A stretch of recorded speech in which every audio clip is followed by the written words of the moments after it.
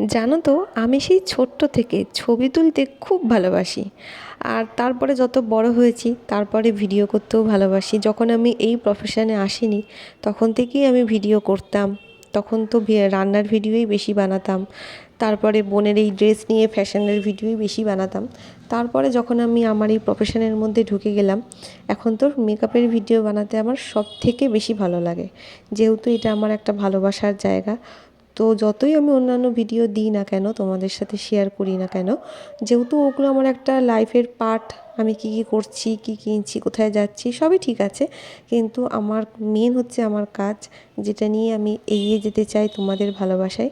তো সেই কাজের ভিডিও দিতেই আমি সবথেকে আমার বেশি ভালো লাগে।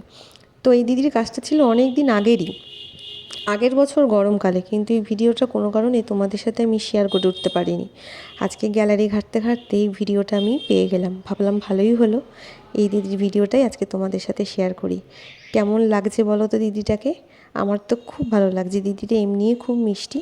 তো তোমরা যারা আমার কাছে সাজতে চাইছো, আমার কন্ট্যাক্ট নাম্বার 8250594543, এই নাম্বারে তোমরা আমার সাথে কন্ট্যাক্ট করে নিতে পারো।